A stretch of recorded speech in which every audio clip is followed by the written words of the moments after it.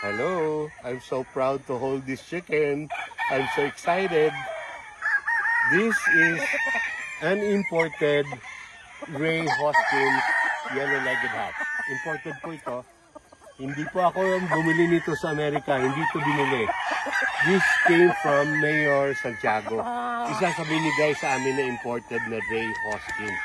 Ito po ang vetsin ng mga sweaters noon 90s and the early 20s.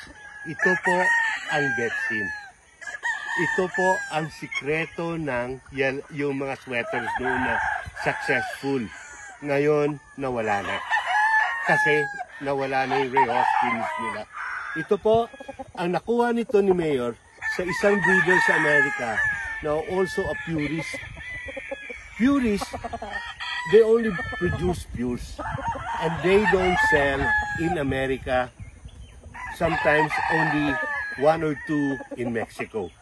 But they don't sell in America. So don't expect na meron ito sa, well, I don't know kung iba nakakuha ng iba. But that's what the mayor told me.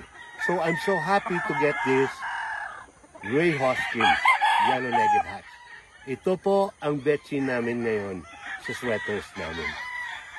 Ito is mga ano lang to. Imported po ito. Siguro mga 18 months to ngayon.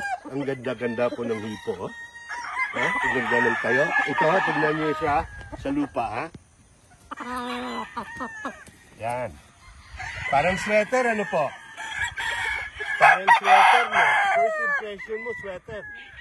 But he's a pure yellow-legged hatch. Oak Grove. Ray Hoskins na yellow-legged hatch. Oak Grove yan. Okay po? So marami na po tayo ngayon ng mga dagdag puwersa na galing kay Mayor Santiago po. I'm very happy. Thank you, Mayor, for sharing all of these bloodlines with us. I'm very humbly and I'm very humble and I'm very thankful. Salamat po, Mayor. Ingat po kayo. This is Boy J. Lunao of the Boy J. Lunao Game Farm, Boy Jimenez Jr. po, from Baguio City, Negros Occidental. Ingat po.